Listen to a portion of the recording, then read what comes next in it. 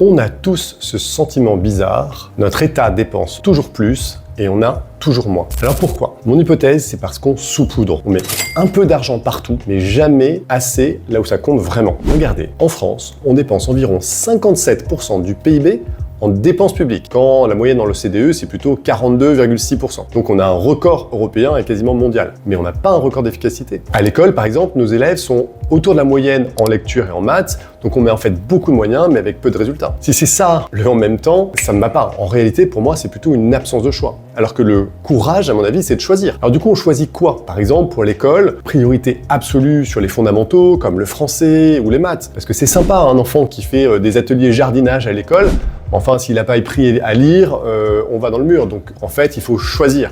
Un autre exemple de choix, c'est on donne des milliards de subventions internationales, utiles parfois, bien sûr, mais bon, chez nous, il y a plein de services essentiels qui sont en souffrance, comme l'hôpital. La Cour des comptes alerte régulièrement sur la dispersion des moyens et sur l'absence de cap. Du coup, est-ce qu'on subventionne d'abord des associations à l'étranger ou est-ce qu'on répare d'abord le toit du commissariat qui fuit? Le courage de dire d'abord l'essentiel, le commissariat, et ensuite le reste, si on peut. Une anecdote, c'est un maire que je connais qui a réduit de moitié le nombre de petites subventions locales, qui étaient sympas mais totalement inefficaces, pour concentrer sur 3 priorités visibles. La lecture au CP, la sécurité autour des écoles et la propreté. Ça a été très très bon. En un an, il a eu des progrès totalement mesurables et des habitants qui sentent enfin où passe exactement leur argent. Du coup, pour y parvenir au niveau de l'État, il faudrait 1. Hiérarchiser 3 à 5 priorités nationales. 2. Rendre publics les résultats tous les trimestres pour qu'on sache ce qui se passe. Et enfin, arrêter ce qui ne marche pas, même si c'était populaire sur un flyer. En fait, gouverner, ce n'est pas tout financer en même temps. Gouverner, c'est choisir. Et choisir,